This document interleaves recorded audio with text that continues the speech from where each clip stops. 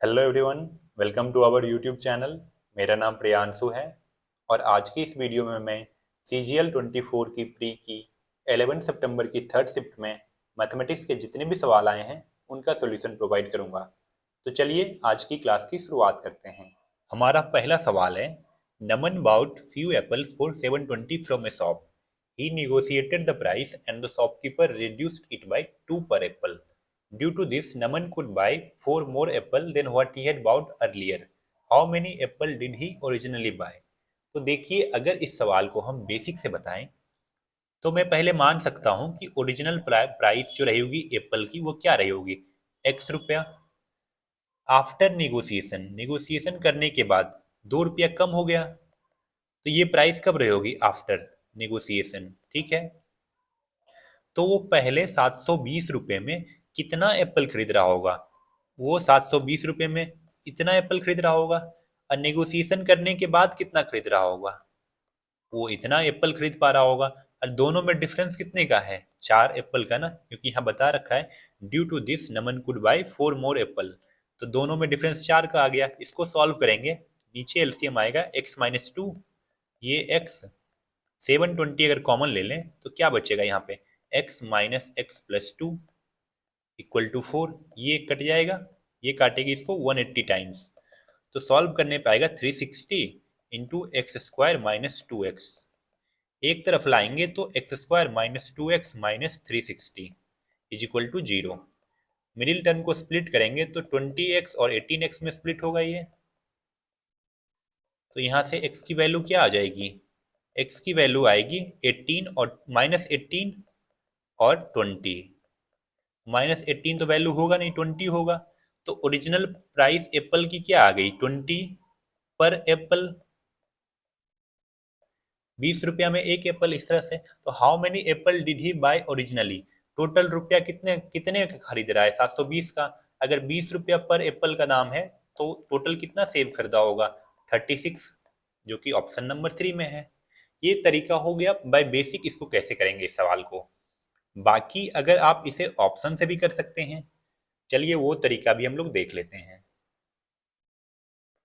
ये ऑप्शन में क्या दे रखा है, ये जो पूछा है कि how many apple did he buy originally.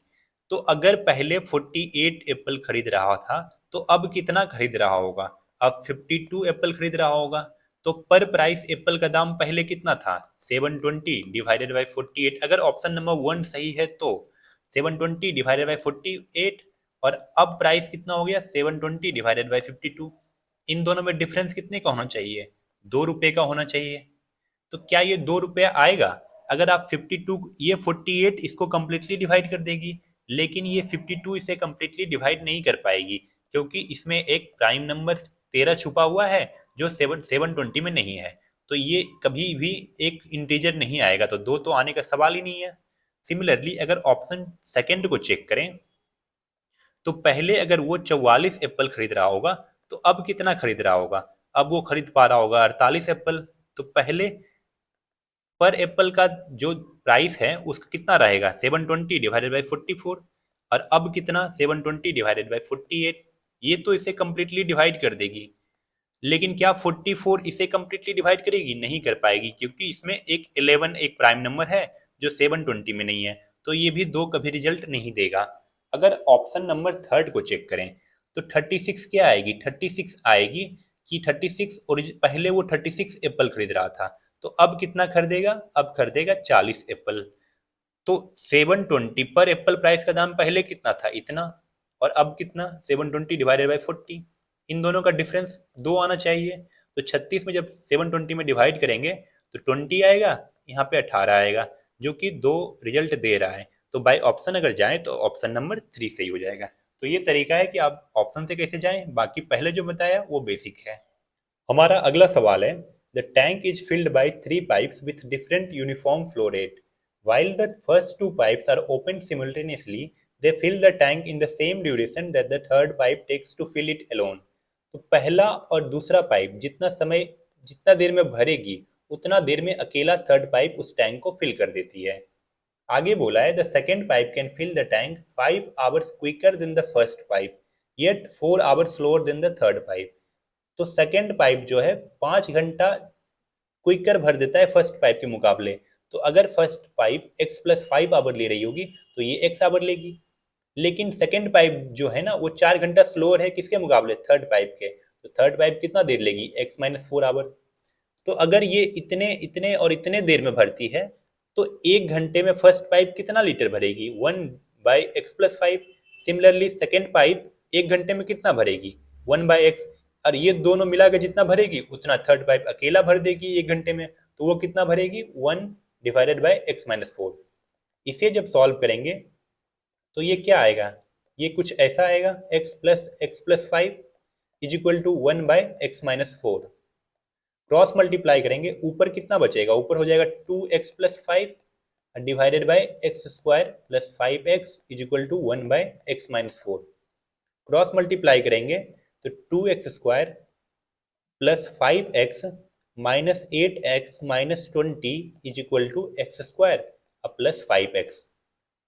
x² 5x और 5x कट जाएगा, x² - 8x - 20 is equal to 0। यहाँ से अगर मिडिल टर्म को स्प्लिट करें तो क्या रिजल्ट आएगा, वो आएगी x² - 10x + 2x - 20 is equal to 0। और x कॉमन लेंगे तो x - 10 + 2 x - 10। तो जो x की वैल्यू आएगी वो आ जाएगी आपको -2 और 10। तो अपना रिजल्ट क्या आया, 10 आया। x की वैल्यू 10 आई। आपसे पूछा क्या है, what is the time needed for the first pipe to fill the tank. तो पहला कितने देर में भरती है, x+5 मतलब 10+5 जो कि 15 रिजल्ट आएगा। तो ऑप्शन नंबर 4 सही है। अगले सवाल पे चलते हैं। अगला सवाल है, in a triangle ABC half of angle A plus angle B plus angle C is equal to 120 degree, find the value of 1/4 of angle A। तो हमें पता है कि अगर एक ट्रायंगल है तो angle A plus angle B plus angle C is equal to 180 degree होती है। और ये दे रखा है अपने को half of angle A plus angle B plus angle C is equal to 120 degree. अगर ये दोनों इक्वेशन को सब्ट्रैक्ट कर दें तो क्या रिजल्ट आएगा, ये आएगा half of angle A is equal to 60 degree. आपसे पूछा है 1/4, तो 1/4 करने के लिए क्या करना पड़ेगा, इसमें 1/2 से गुना करना पड़ेगा, तो इसमें भी 1/2 से गुना करेंगे। तो 1/4 of angle A is equal to 30 degree, जो कि ऑप्शन नंबर 4 में है। अगले सवाल पे चलते हैं। अगला सवाल है, Sohan borrows a sum of this much at the rate of 11% per annum simple interest. At the end of the first year, he repays 25,490 towards return of principal amount borrowed. If Sohan clears all pending due at the end of the second year, including interest payment that accrued during the first year, how much does he pay at the end of the second year? तो देखिए इसमें क्या बोला है कि सोहन ने 1,41,545 रुपया उधार लिया 11% के रेट से। एक साल के बाद वो 25,490 रुपया प्रिंसिपल अमाउंट का रिटर्न कर दिया। उसके एक साल के बाद उसने सारे पेंडिंग ड्यू क्लियर कर दिए including principal as well as interest. तो 2 साल के बाद उसने कितने रुपए रिटर्न किया होगा ताकि सारा ड्यू जो है पेंडिंग वो खत्म हो जाए। तो अगर इस सवाल को हम बेसिक से करें तो कैसे करेंगे, एक मैं बेसिक तरीका बताऊंगा, फिर दूसरा तरीका रहेगा कि आप एग्जाम में इसे कैसे करोगे। तो अगर बेसिक से जाएं तो मेरा प्रिंसिपल कितना था, 141,545। तो पहले एक साल में कितना इंटरेस्ट होगा, तो इसका 11% principal into rate into time by 100। ठीक है, तो अगर 11% हमें निकालना है तो मैं क्या करूं, पहले इसका 10% निकाल लेते हैं और उसमें 1% ऐड कर देंगे, कैलकुलेशन आसान हो जाएगा ना।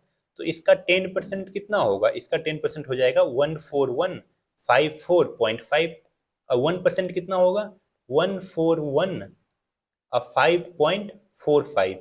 इसका मतलब 11% इसका इतना आएगा। तो 5 5 4 9 5 4 9 5 1 6 4 1 5 5 1, ये हो गया आपका इंटरेस्ट एक साल में। लेकिन अगले साल शुरुआत होने से पहले क्या किया, वो 25,490 रुपया रिटर्न कर दिया। तो अपना प्रिंसिपल था 1,41,545, उसमें 25,490 रिटर्न कर देगा। तो अब प्रिंसिपल कितना हो जाएगी, हो जाएगी 5 और 9 5 14, 5 ये 0, 5 6 11, 4 3 2 1 3 और ये हो गया आपका 1। तो अब प्रिंसिपल इतना है, उसमें फिर एक साल का इंटरेस्ट लगेगा 11% से, क्योंकि 2 साल के बाद उसने पेंडिंग सारे ड्यू क्लियर किए ना। तो इसका 11% इंटू 1/100। तो इसका भी वही करेंगे कि 11% हमें निकालना है, तो पहले 10% कर लेंगे। 10% करने के लिए मुझे क्या करना पड़ेगा, 1160.5, 11%, और 1% कितना होगा, 1160.55।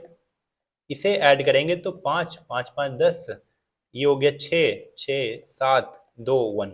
मतलब दो बार जो इंटरेस्ट लगा वो एक इतना, और ये प्रिंसिपल अपना इतना है बचा हुआ। तो टोटल कितना रुपया पेमेंट किया होगा ताकि सारे ड्यू उसके पेंडिंग सारे ड्यू क्लियर हो जाएं। तो 116055 ये प्रिंसिपल है, और दो इंटरेस्ट जो लगा है 15569.95 और 12766.05, इसको ऐड कर देंगे। तो यहाँ से आ जाएगा आपका 9 1 10 5 15 6 21।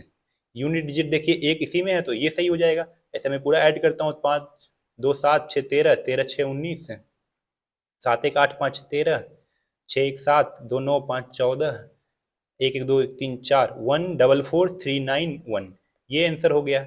ये है आपका बेसिक तरीका। लेकिन एग्जाम में आपको इस तरह से नहीं करने हैं। एग्जाम में देखिए आप किस तरह से सोचेंगे। एग्जाम में आपको ये सोचना है कि मान लेते हैं कि उसने ये रुपया रिटर्न नहीं करता, तो डायरेक्ट उसे 2 साल में रिटर्न करना होता।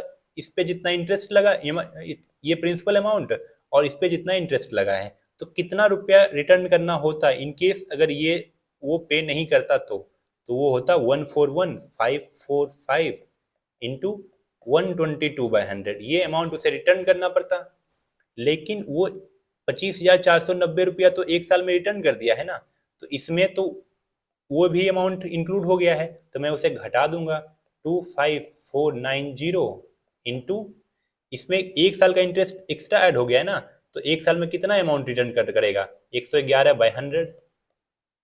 इसे जब सॉल्व करेंगे तो ये 5 से कटेगा 20 बार, ये 5 से कितना बार जाएगा, 5 2 10, 4 14, 5 8 40, 1 41, 5 3 15, 0 9, इस तरह से। और ये 2 से 10 बार, ये 2 से 61 टाइम्स, तो 28309 इंटू 61 डिवाइडेड बाई 10, माइनस ये 0 से 0 कट गया, 2549 इंटू 111 डिवाइडेड बाई 10। अब देखिए यूनिट डिजिट सबका अलग अलग है, तो मैं पूरा मल्टीप्लाई नहीं करूंगा, क्योंकि नीचे 10 है तो मैं सिर्फ पहला 2 डिजिट देखूंगा कि 2 डिजिट क्या आ रहा है। 61 से मल्टीप्लाई करेंगे तो एक 9 आएगा, फिर 0, फिर इधर इधर कुछ भी आए मुझे फर्क नहीं पड़ता। 9 गुना 6 करेंगे 54, तो जो पहला 2 डिजिट आएगा वो 4.49 आएगा। तो इस तरह से कुछ अंक आएगा, फिर 49 रहेगा। नीचे 10 है तो पॉइंट यहाँ पे आ जाएगा। सिमिलरली अगर इसको सॉल्व करें, 2549 और 111, तो एक से जाएगा 9, एक से जाएगा 4, फिर एक से कितने बार जाएगा, एक से जाएगा 9, और फिर इधर से कुछ भी अंक रहे फर्क नहीं पड़ता, 9 9 4 13, इस तरह से कुछ आएगा, कोई नंबर रहेगा, फिर लास्ट में 39 रहेगी। नीचे 10 है तो पॉइंट यहाँ पे आ जाएगा। तो आंसर क्या आएगा, आंसर मेरा जाएगा, उसका यूनिट डिजिट 1 रहेगा, पॉइंट की इधर तो 0 बचेगा, इधर कोई नंबर रहा होगा। तो मतलब एक जो आंसर आएगा वो ऐसा नंबर आएगा जिसमें यूनिट डिजिट अपना 1 है, जो कि ऑप्शन नंबर 1 में है। हमारा अगला सवाल है, the table given here represents the distance travelled by two athletes X and Y in the same direction, Y average speed during the first 5 hour each. आपसे पूछा है कि वाई की पहले 5 घंटों में एवरेज स्पीड कितनी होगी।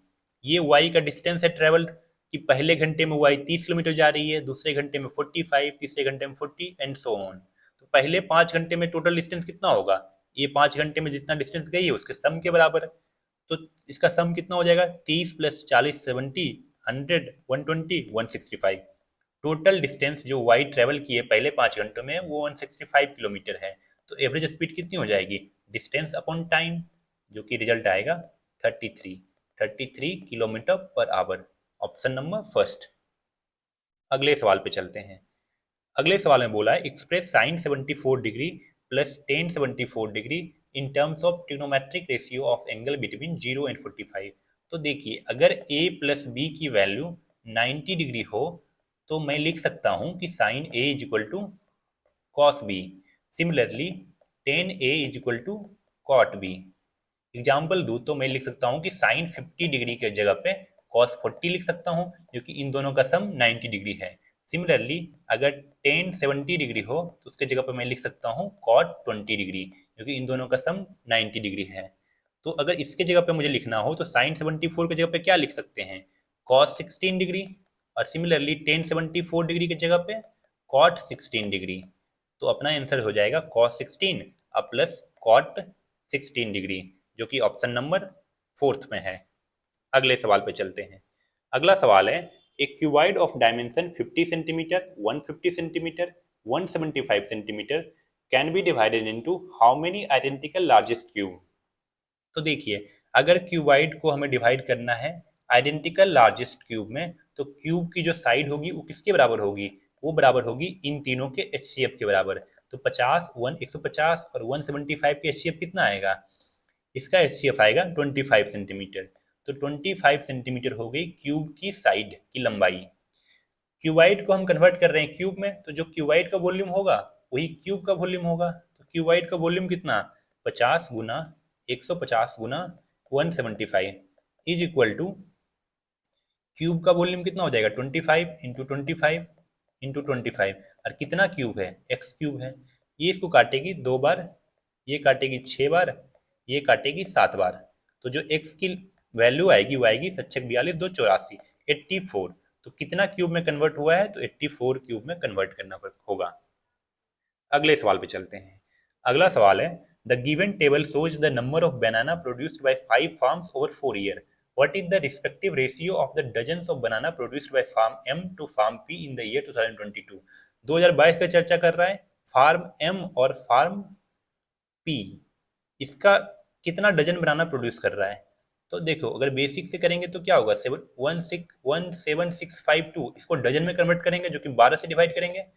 और फार्म पी में कितना प्रोड्यूस हुआ है 16404, अगर इसको डजन में कन्वर्ट करेंगे तो 12 से डिवाइड करेंगे।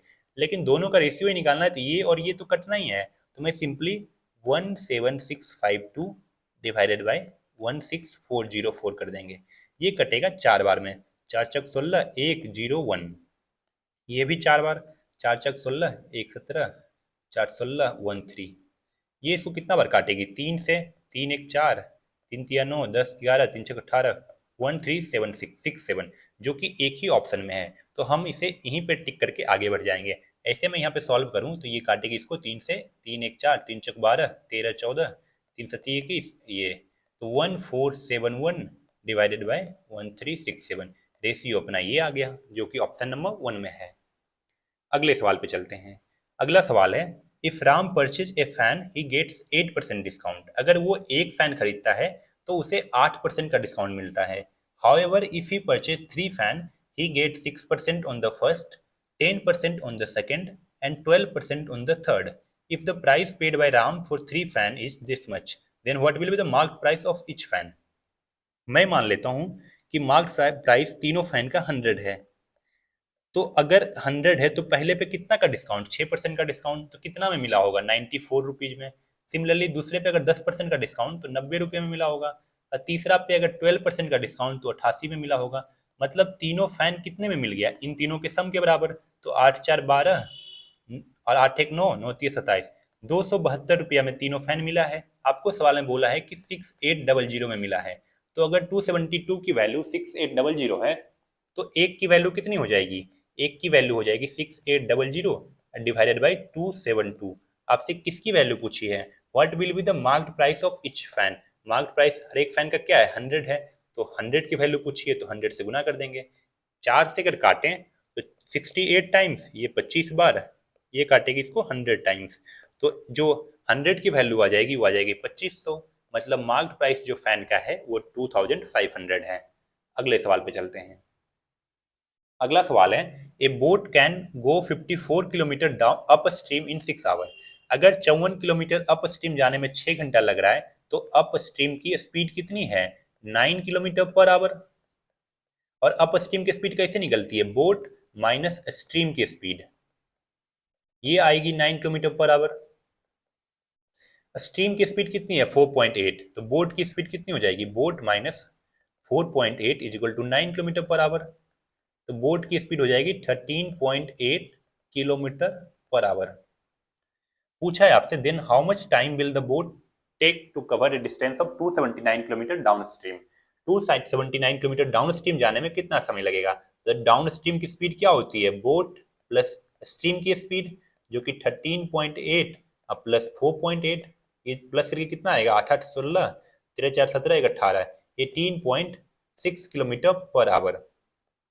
आपसे टाइम पूछा है तो 279 डिवाइडेड बाई 18.6, पॉइंट हटेगा, यहाँ 10 जाएगा, इसको काटेगी 3 से अगर काट रहे हैं, 3 छक 18, 3 दूनी 6, 3 नंबर 27 और 3 तिया 9, फिर ये काटेगी, मान 2 से अगर काटें तो 31 बार, ये 5 बार, 31 से 3 बार, तो जो टाइम आया वो आ गया 15 घंटा। Option number second. अगले सवाल पे चलते हैं। अगला सवाल है, P and Q are center of two circle whose radius are 7 centimetre and 3 centimetre respectively. तो दो सर्कल हैं, एक P और एक Q। ये P सेंटर है, यहाँ पे Q है। रेडियस की लंबाई कितनी है? इसकी लंबाई 7 और इसकी लंबाई 3। बोला है if direct common tangent to the circle meet PQ extended at A। अगर PQ को एक्सटेंड किया जाए तो जो डायरेक्ट कॉमन टेंजेंट इसकी रहेगी वो मीट करेगी कहाँ पे? ए पे। आपसे पूछा है कि then A divides P Q, A P Q को किस रेशियो में डिवाइड करेगी? तो देखिए पी क्यू यहाँ से यहाँ तक है, ए यहाँ पे है, तो ए तो पी क्यू को इंटरनली डिवाइड नहीं करेगी, एक्सटर्नली करेगी, तो इंटरनली वाला ऑप्शन तो कट गया। बाकी किस रेशियो में डिवाइड करेगी? तो वो आएगा ये सर्कल का रेडियस डिवाइडेड बाय ये सर्कल का, मतलब 7/3 रेशियो में डिवाइड करेगी। कैसे करेगी मैं उसको एक्सप्लेन करता हूँ। पूछा है आपसे ए पी क्यू को किस रेशियो में डिवाइड करेगी, इसका मतलब आपसे पूछ रहा है वो ए पी और ए क्यू ये कितना है, ए पी बाई ए क्यू की ए जो है पी क्यू को किस रेशियो में डिवाइड कर रही है, मतलब ए पी बाई ए क्यू उसने पूछा है। तो देखिए मैं इसको अगर नाम दूं यहाँ पे एम और यहाँ पे एन, तो एम एन एक डायरेक्ट कॉमन टेंजेंट है, तो जो रेडियस और डायरेक्ट कॉमन टेंजेंट के बीच एंगल 90 डिग्री होता है। अगर आप ट्रायंगल ए एन क्यू और ए एम पी में देखें, एंगल ए कॉमन है, एंगल ए कॉमन है, ये एंगल और ये एंगल 90 डिग्री है, तो तीसरा एंगल ऑटोमेटिकली इक्वल हो जाएगा। अगर इक्वल हो गई तो triangle A N Q similar हो जाएगी ट्रायंगल ए एम पी के बराबर। अगर triangle A N Q similar हो गई ए एम पी के बराबर, तो A P by A Q क्या लिखेंगे? ए पी बड़े वाले ट्रायंगल की साइड है, तो बड़े वाले ट्रायंगल के सामने बड़े वाले ट्रायंगल की कोरस्पॉन्डिंग साइड जो कि आएगी एम पी, और डिवाइडेड अगर ए क्यू छोटे वाले ट्रायंगल की साइड है तो उसके सामने छोटे वाले ट्रायंगल की कोई भी एक कोरस्पॉन्डिंग साइड जो एन क्यू में लिख सकता हूँ।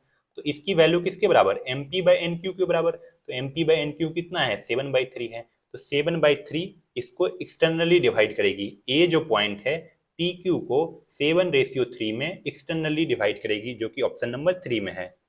अगले सवाल पे चलते हैं। अगला सवाल है, consider the given table for total import of goods of 5 companies over 5 year. ये जो डाटा दे रखा है वो इंपोर्ट का डाटा दे रखा है, और बोला है आपसे कि if total export of all companies together in the year 2013 is 300 lakh. 2013 में जो टोटल एक्सपोर्ट हुआ है वो 300 लाख है। देन प्रॉफिट या loss of all company together in year 2013। पूछा है प्रॉफिट होगा या लॉस होगा। प्रॉफिट कब होगा? जब एक्सपोर्ट माइनस इंपोर्ट, मतलब एक्सपोर्ट ज्यादा हो इंपोर्ट कम हो। 2013 में एक्सपोर्ट कितने का हुआ है? 300 लाख का। और ये डाटा है आपका इंपोर्ट का, मैं सम कर लेता हूँ इसका, देख लेते हैं इंपोर्ट कितना आ रहा है। 30 और 60 90, 160, 160 प्लस 90 250, 250 प्लस 15 265। इंपोर्ट 265 है, एक्सपोर्ट 300 है, तो क्या होगा? प्रॉफिट होगा। कितने का प्रॉफिट होगा? प्रॉफिट हो जाएगा 35 लाख का, जो कि ऑप्शन नंबर 4 में है। हमारा अगला सवाल है, सिंप्लीफाई द फॉलोइंग एक्सप्रेशन। आपको इस एक्सप्रेशन की वैल्यू बतानी है अगर a इज इक्वल टू 1 हो तो अगर a इज इक्वल टू 1 है तो मैं इस एक्सप्रेशन में a की वैल्यू 1 पुट कर दूंगा। जब 1 पुट करेंगे तो अपना रिजल्ट आएगा 3 + 3 इंटू 9 - 9 प्लस 9।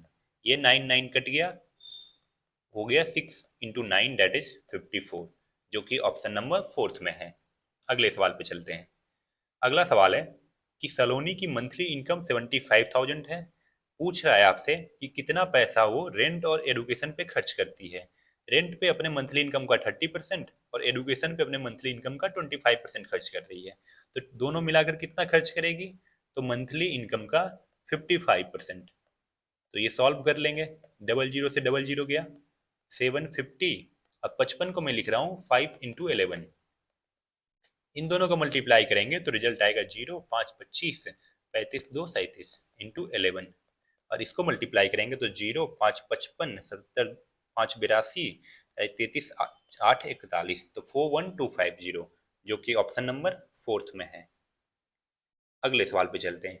ये सवाल अलजेब्रा का है। आपको दे रखा है कि आपको ये चीज दे रखा है, आपसे इसकी वैल्यू पूछी है। तो इसकी वैल्यू पूछी है तो आपको किसकी वैल्यू पता होनी चाहिए था? अगर आपको 3x प्लस 1/3x की वैल्यू पता होती तो आप इसे इजिली सॉल्व कर लेते हैं, लेकिन आपको ये दे रखा है तो इसे हम 3x प्लस 1/3x में कन्वर्ट करेंगे। कन्वर्ट करने के लिए मुझे 3 से गुना करना पड़ेगा। तो अगर मैं लेफ्ट हैंड साइड 3 से गुना कर रहा हूँ तो राइट हैंड साइड भी 3 से गुना करना पड़ेगा। तो इधर भी 3 से गुना कर देते हैं।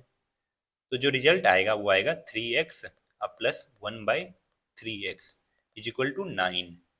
अब क्या करेंगे, आपसे पूछा था इसकी वैल्यू, ये कैसे आएगा जब इसका हम स्क्वायर कर दें। तो दोनों साइड हम स्क्वायर कर दे रहे हैं। तो A square plus B square is equal to A plus B का whole square is equal to A square plus B square plus 2ab। तो ए बी तो कट ही जाएगा आपस में, इज इक्वल टू 81, ये दोनों कट गया। तो आपसे पूछा था 9x² प्लस 1/9x², जिसकी वैल्यू आ जाएगी 81 minus 2 that is 79, option number 4। अगले सवाल पे चलते हैं। अगला सवाल है, find the gain percentage given that Siddhi sold her scooter for this much gaining 1/6 of the selling price. तो देखिए कितना में वो बेचा है, उसका मतलब उसका कोई यूज है नहीं। वो क्या बोला है कि गेन कर रही है 1/6 ऑफ द सेलिंग प्राइस। तो मैं मान लेता हूँ कि एसपी है 6 रुपया, तो गेन कितने का हो रहा है? सेलिंग प्राइस का 1/6 हो रहा है, मतलब 6 का 1/6 जो कि आएगा 1। तो सीपी कितना रहा होगा? Selling price minus gain that is 5। तो gain percentage equal to what? Gain percentage equal to gain by CP into 100। 1/5 into 100, जो कि रिजल्ट आएगा अपना 20%, ऑप्शन नंबर 1। अगले सवाल पे चलते हैं। अगले सवाल में है, a class of 30 student appeared in a test, the average score of 12 student is 62 and that of the rest is 74। What is the average score of the class? 12 student का एवरेज स्कोर 62 है, बाकी का 74 है। तो अगर 12 student का 62 है तो बाकी कितने स्टूडेंट रहे होंगे? टोटल 30 है तो बाकी 18 रहा होगा। अगर इसका रेशियो ले लेंगे तो 2 और 3 आ गया। तो एवरेज निकालना है तो 62 into 2 plus 74 into 3 divided by 2 plus 3, जो कि 5 आएगी। तो 2 2 4, 6 2 12 प्लस 4 3 12, 7 21 1 22 डिवाइडेड बाई 5। ये आएगा 6 4 3 डिवाइडेड बाई 5। तो 5 6 30, 4 34, 5 9 45, 69.2, ऑप्शन नंबर 2। अगले सवाल पे चलते हैं। अगला सवाल ट्रिग्नोमेट्री का है। आपको इसकी वैल्यू दे रखी है और ये आपसे पूछा है। तो मैं मान लेता हूँ इसमें कि ए रहा, क्योंकि ऑप्शन में ए कहीं नहीं है। तो ए मान लेता हूँ मैं कि ए की वैल्यू है 90 डिग्री। अगर ए 90 है तो इसमें पुट कर देंगे, इस वाले में ए की वैल्यू 90। तो p इंटू साइन 90 कितना होता है 1, minus cos 90 0 is equal to 1। तो p की जो वैल्यू आ गई वो 1 के बराबर आ गई। अगर p की वैल्यू 1 आ गई तो मैं इसमें पुट कर दूंगा p की वैल्यू, और a तो 90 मैंने जूम कराई है। तो 1 माइनस 1 प्लस 1 इंटू कॉस 90 कितना होता है 0 होता है। तो 1 माइनस 0, जो कि रिजल्ट आएगा 1, ऑप्शन नंबर 1। अगले सवाल पे चलते हैं। इस सवाल में है, what is the ratio of mean proportional of this. इसका मीन प्रोपोर्शनल और इसका मीन प्रोपोर्शनल का रेशियो पूछा है। मीन प्रोपोर्शनल क्या होता है? दोनों नंबर का प्रोडक्ट और स्क्वायर रूट के अंदर। तो दोनों नंबर का प्रोडक्ट कर दे रहा हूँ और स्क्वायर रूट उस पर लगा देते हैं। तो ये जो रिजल्ट आएगा ये आएगा 1.1 इंटू 0.3 डिवाइडेड बाई 0.4 इंटू 0.6। सारा पॉइंट हट जाना है, 3 इसको काटेगी 2 बार।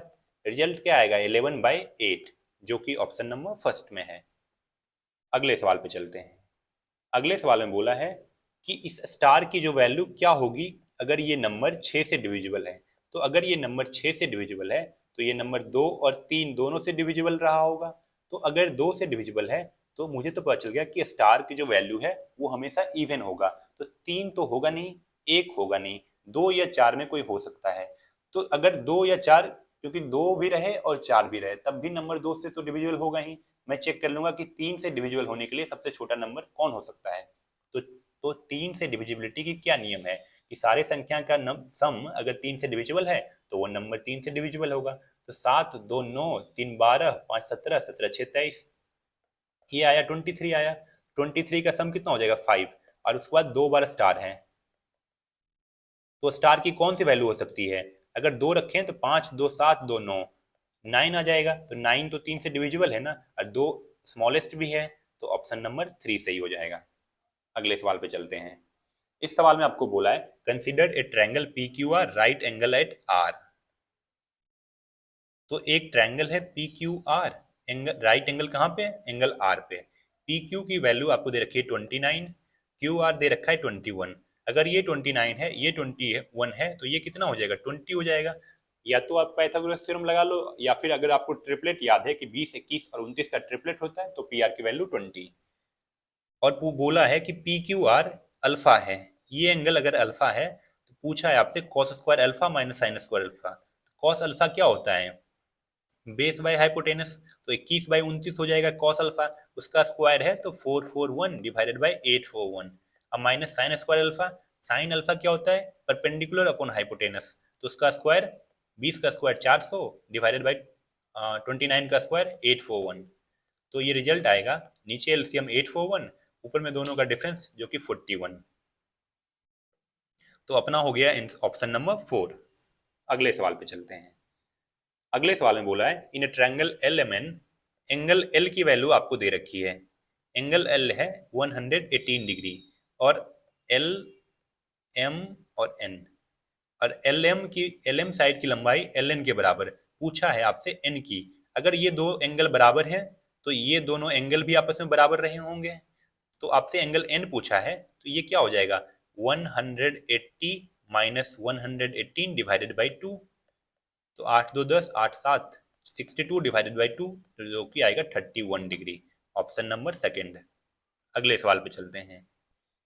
अगला सवाल है a women spends 2/3 of her income. मैं मान लेता हूँ कि उसकी इनकम रही होगी 300, तो वो कितना खर्चा कर रही है?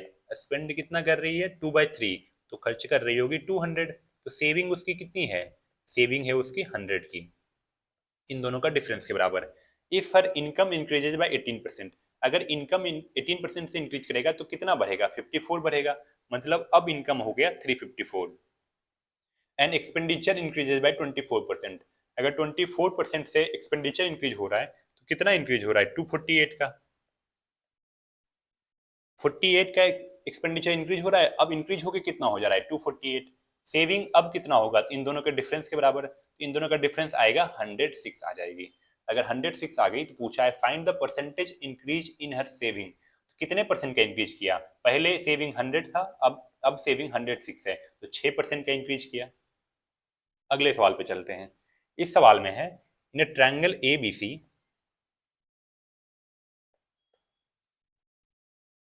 To median A D and B E intersect at G. दो मीडियन है ए डी और बीई, दोनों इंटरसेक्ट कर रहे हैं 90 डिग्री पे। तो ये 90 डिग्री बन रहा है।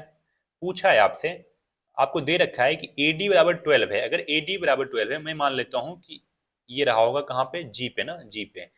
ए डी बराबर 12 है तो ए जी की लंबाई कितनी रही होगी? ए जी रही होगी 8 के बराबर, और ये रहा होगा 4 के बराबर, क्योंकि मीडियन 2 और 1 के रेशियो में डिवाइड होता है ना। तो ये ऊपर वाला 8, नीचे वाला 4। सिमिलरली बीई 9 है तो ये 6 रहा होगा, ये 3 रहा होगा। पूछा है आपसे ए बी की वैल्यू, तो देखिए ए बी की वैल्यू आपसे पूछी है, ये 6 दे रखा है और ये 8 है, और यहाँ 90 डिग्री है। तो ये हाइपोटेनस हो गया ना उस ट्रायंगल का। ए बी जी ट्रायंगल में ए बी हाइपोटेनस हो गया, तो ए बी की लंबाई कितनी हो जाएगी? स्क्वायर रूट के अंदर 8 का स्क्वायर प्लस 6 का स्क्वायर, तो 64 प्लस 36, जो कि आ जाएगा 10 के बराबर। Option number 4। अगले सवाल पे चलते हैं। ये सवाल है सिंप्लीफिकेशन का, सॉल्व करते हैं। 5 चौक 20, 4 24, 24/5 इंटू 3/8 प्लस 7/2 प्लस 2/3 इंटू 4/5, ये काटेगी इसको 3 बार, तो 9/5 अब प्लस एलसीएम हो जाएगा 6, 2 3 6 21 और 3 2 6 4 इंटू 4/5, तो 9/5 अब प्लस 25/6 इंटू 4/5, ये 5 से 5 बार, 2 से 2 बार, ये 3 बार, तो 9/5 प्लस 10/3, एलसीएम आ जाएगा 15, ये 27 और ये 50, रिजल्ट आएगा 77 divided by 15, option number second. तो ये थे आपके इस शिफ्ट के 25 सवाल। अगली वीडियो में जब मैं मिलूंगा तो अगले शिफ्ट के 25 सवाल लेकर आएंगे।